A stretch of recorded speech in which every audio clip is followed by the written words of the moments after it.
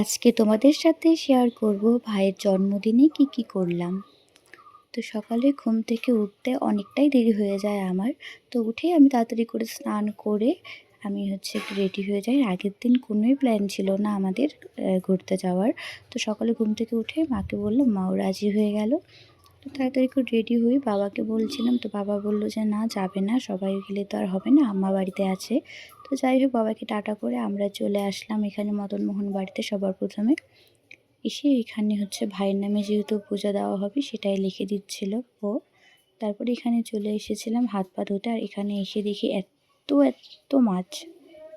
তারপরে দেখো আমরা চলে আসলাম আমাদের কোচবিহারের ঐতিহ্যবাহী এক মন্দির মদনমোহন বাড়ি। এসে প্রথমে প্রণাম করে নিলাম, যদিও এখানে ভিডিও অ্যালাউ ছিল না। তো যাই হোক, প্রণাম টনাম করে আমরা কিছুক্ষণ ওখানে বসে সময় কাটিয়েছিলাম, খুবই ভালো লাগছিল।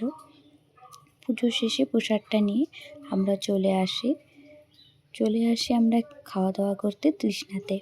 তো তৃষ্ণাতে যাওয়ার একটাই কারণ, যেহেতু সেদিন নিরামিষ ছিল, শনিবার, মা নিরামিষই খাবে, তো সেজন্যই গেছিলাম। আর আমি, ভাই আর বুনু নিয়েছিল ফ্রাইড রাইস আর চিকেন কারি। ও বুনুও মাঝখানে এসেছিলো, সেই ভিডিও আর নেওয়া হয়নি, মদনমোহন বাড়িতে এসেছিলো। আর এদিকে মা আরও নান থালে নিয়েছে। আর এই ফ্যানটা পরে খাওয়া দাওয়া করে আমরা কিনেছিলাম বাবার দোকানের জন্য, মানে আমার বাবার দোকানের জন্য।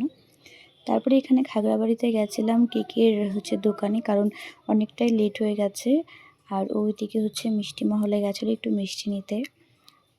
অনেকটা লেট হয়ে গেছে বললাম, কারণ ওর ডিউটি ছিল 2টার থেকে, তো সেদিন আস্তে আস্তে অনেকটাই লেট হয়ে যায়। তারপরে এসে ওরা দোকান খোলে, দোকান করে রাত্রি 12টার সময় আমরা ওর বার্থডে সেলিব্রেট করি, তার জন্য কাউকে আর ডাকা হয়নি।